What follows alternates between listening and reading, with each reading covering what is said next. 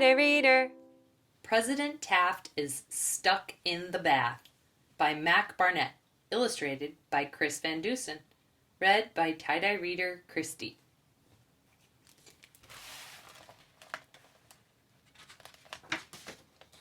President Taft is stuck in the bath. William Howard Taft was the 27th President of the United States. He busted monopolies, instituted the federal income tax, and became the only president to also serve as Chief Justice of the Supreme Court. But today, President Taft is stuck in his bathtub. "Blast!" said Taft. "This could be bad."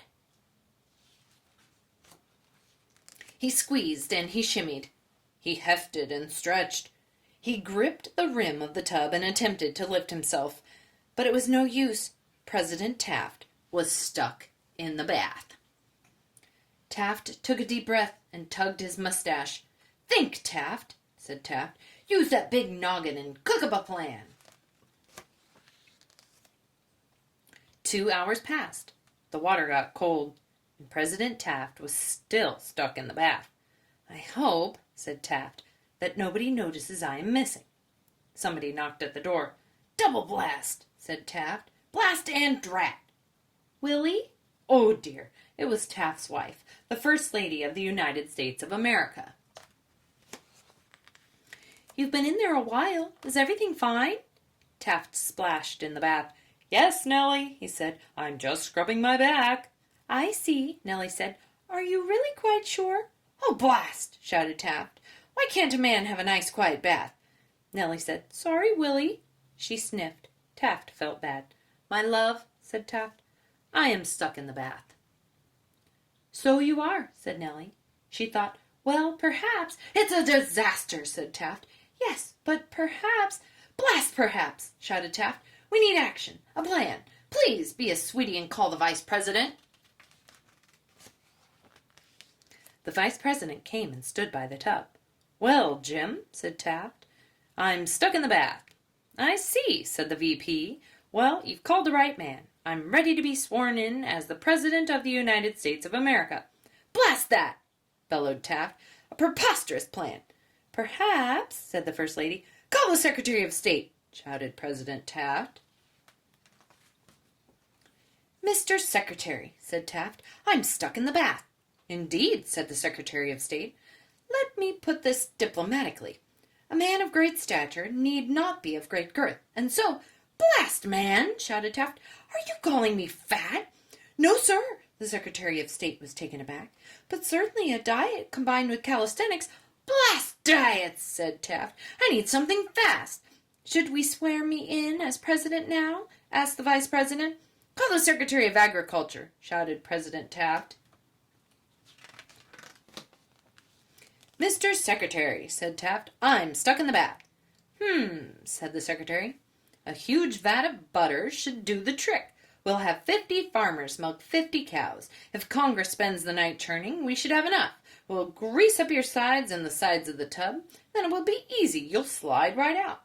"Blast butter," said Taft. "As soon as I'm out, I'll just need a bath."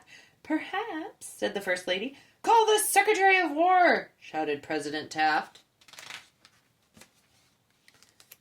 "Mr. Secretary," said Taft, "I'm stuck in the bath." "Yes," said the Secretary. "We'll soon see to that." "With what?" Taft asked. "Dynamite." Taft was aghast. "We just need a few sticks of TNT and a rather long fuse, and boom! You'll be free. We'll blast this old tub into smithereens." "Blast blasting," said Taft. "That's dangerous, man." "You'd be wearing a helmet," said the Secretary of War. "No!" shouted Taft. "Don't you think President James Schoolcraft Sherman sounds catchy?" said the Vice President.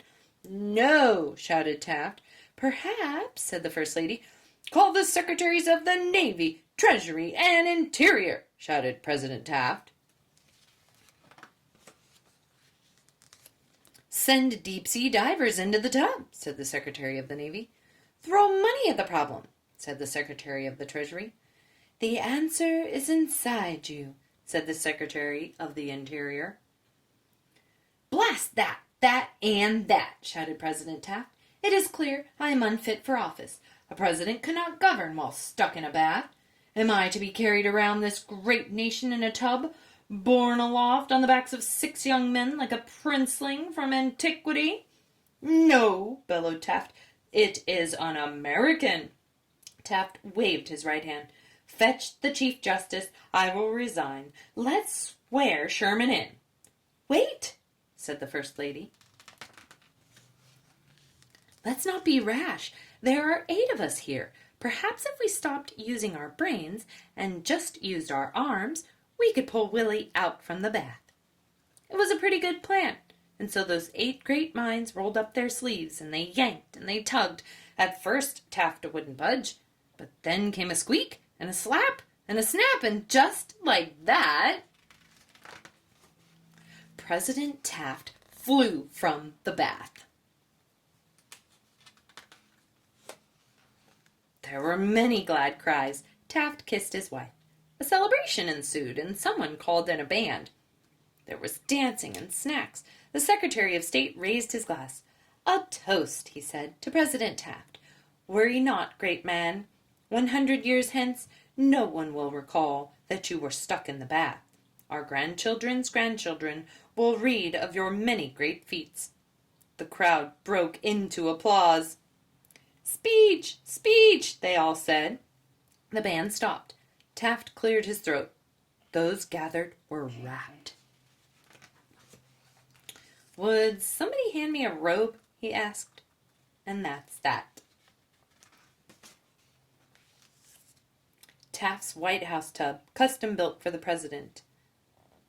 4 men sit in the tub, and there looks to be room for at least 2 more.